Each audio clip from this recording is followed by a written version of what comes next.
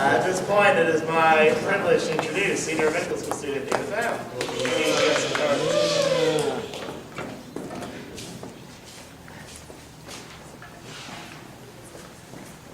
Thank you, Esav.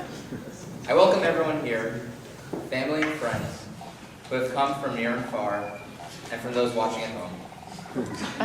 In particular, I welcome our guests from Jewish Theological Seminary to our synagogue.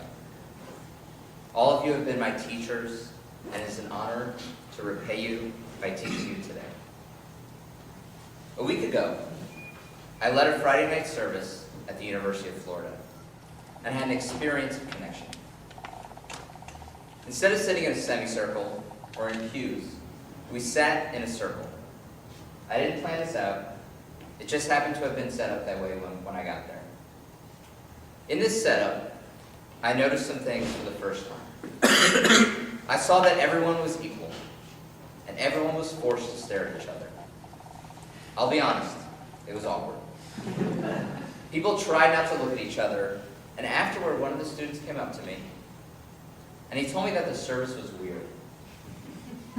I asked him why he thought so, and he couldn't explain it. I told him I think I knew why he felt this way. Looking someone in the eye is awkward, or weird, as he put it. Because there's something divine, there's something awesome in looking someone in the eye. Turn to the person next to you and look them in the eye. Did you crack a smile? We smile because we are nervous. And we are nervous because when we look someone in the eye, we're looking at a mirror. We see a part of ourselves in our fellow humans, and we also see a reflection of God. In this week's Torah reading, Toldot, we meet twin brothers who famously do not get along. Our teachers try to show us, in almost counterintuitive ways, that Yaakov is the hero and Esav is the villain. But how can Yaakov be the hero if he takes advantage of Esav's hunger and buys the birthright from him? A 19th century biblical commentator, the Malbim, goes through this passage and textually proves that Yaakov did not sin because Esav did not want the birthright to begin with. Not only that, but Esav desecrated the birthright, and he was happy when Yaakov took it from him. In other words, Yaakov did not steal the birthright. He didn't even fool Esav. He just took what was given to him without prodding. This commentary has a solid textual basis, using vowels and vowels to prove its point. But it is contradictory to the explicit meaning, the pshat of the text. Later in the story, in Genesis 33:4, when Esav and Yaakov see each other after Yaakov's self-imposed exile, Esav puts his pain and anger aside and cries on his brother's shoulder. The scene is beautiful and shows Esav's compassion and the true sense of the term, forgiveness is divine. But what do the rabbis do? In Bereshit Rabbah, Rabbi Yanai says that Esav tried to bite Yaakov's neck when he reunites with him, because there are dots over the word, and he kissed him, v'yishakehu, in the Torah. I can list quotes from Midrashim defaming Esav, saying that he was guilty of rape, that he tore his mother's uterus so she could not mother the 12 tribes. The list goes on.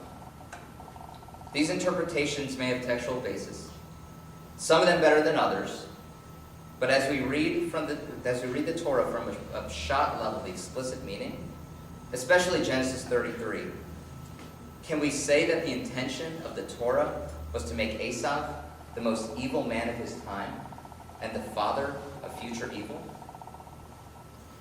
It is true that the Torah introduces Yaakov and Esav as the fathers of two nations. In Genesis 25:23, God tells Rebekah, 2 nations are in your womb, and 2 peoples will depart from your innards, and 1 nation shall grow stronger than the other nation, and the elder shall serve the younger. This is the beginning of Yaakov and Esav. two men who are destined to be representatives of their peoples. As we saw earlier, the rabbis, the descendants of Yaakov, who was later named Israel, paint Yaakov in a favorable light, the hero, and Esav as the villain. The rabbis took this idea of these two figures being the representation of their peoples to an extreme. Esav, the father of Edom, became the representation of Rome and Christianity. But in the Torah, Esav is a person first and a father of a nation second. We know so much more about Esav from the Bible than we do about his uncle Ishmael. He was a man of the outdoors who loved hunting. He loved his father deeply. And we know what he looked like. He was a hairy and red man. Esav speaks, he acts, and most importantly, he changes. After Esav finds out that Yaakov took his blessing, he looks to himself to ask, why has this happened to me? Esav marries Hittite women, which upsets his parents. But later on, he tries to appease his father by marrying an Ishmaelite woman. Perhaps he thought that his choice in marriage was why he did not receive a blessing. Alas, it made no difference. At the end of our Torah reading, Esav promises to kill Yaakov. But when they reconnect later in the story, he forgives him. Esav is not simple. He is complex. He is a developed character. The Torah itself is not interested in making these figures black and white. Rather, we see Yaakov and Esav not as hero or as villain, but as complex characters that grow and develop within the story. You may ask, where's the harm in making villains and caricatures? Unfortunately, we have lived the consequences of being made villains and caricatures than any other people. I present to you a picture of a family. They're on your seats. They look like normal people. This right here is my grandfather Frank. This is brothers, and this is sister Magda, his brother Bundy, and his other brother Emery. This picture was taken in the spring of 1943, 1 week before this family was broken up and deported to concentration camps. This is how we see them. But this is how their neighbors saw them. Hook-nosed Jews who are inherently evil. This propaganda, which made Jews the villain by simplifying them and making them caricatures, was one of the ways that the Nazis were able to carry out the most systematic genocide in human history. The crime of my family was that they were represented by this simple and dishonest caricature. How did the people who broke up this family see them? Which picture did they see? We have to take the lessons of the Torah and our rabbis to heart as we live in the modern world. I understand that our rabbis saw Esav to be the ancestor of Rome and therefore made him a villain. And there are many reasons why the rabbis did this.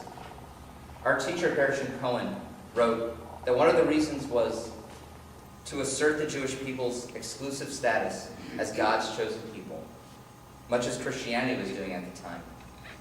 And anti-Esav biblical commentaries may have emerged because of Christian persecution of Jews in Europe. I do not look down upon these reasons. They were valid for their time. But we have entered into a different time and a much different place. As Jews living in America, we are turning to something that we are not used to: normal. We are a group living in a nation, like many other groups, and we live in this nation as equals. It is time for a shift in our thinking, to stop looking at other groups and other peoples in our country and around the world in a one-dimensional way. We have seen what happens when a people is looked at as a simplistic and dishonest caricature. However, do we truly know the implication of looking at each person as a complex character? Perhaps we have to return to the Torah and start looking at other peoples not as hordes of good or evil doers, but as a group of complex personalities, much like our own Yaakov and Esav. in order to experience a new reality, different than even our recent past. The last mention of Esav is when he and Yaakov come together to bury their father in Genesis 35:29. They had reconciled their problems by that time, and the issue of the birthright is behind them. We can see this in the text because their names are put in their original order, and he was buried by his sons, Esav and Yaakov. You see, Esav's name comes first. They came together out of love, realizing that they had a connection that could not be broken.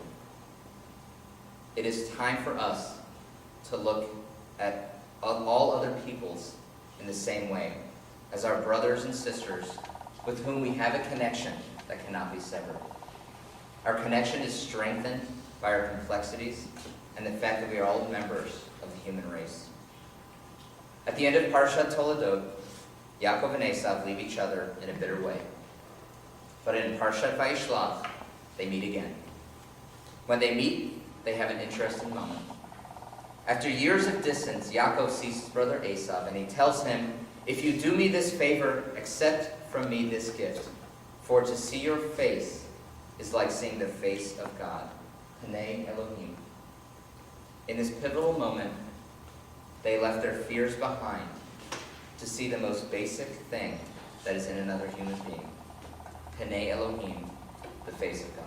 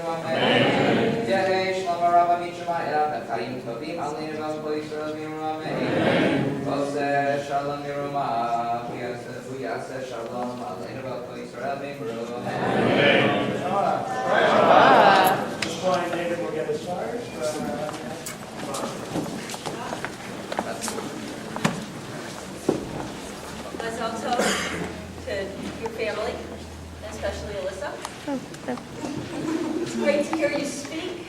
You speak with great simplicity and a lot of challenges. Seeing that complexity is not an easy thing. But it's easy to take that challenge from you because you really lived it. You probably lived it in the time before you came to rabbinical school. But I've witnessed you live it in the time when you've been here. The challenges that you've taken on to meet people where they are, to develop your voice, to be able to make a difference, to hear people's stories and the complexity in their stories and the mandate for action that grows out of those stories. And that's what you modeled for us when you came to our Torah today. So my prayer is that you can take everything that you've learned and this voice that you've honed to challenging simplicity and bring it out there into the world where I know you will make a big difference.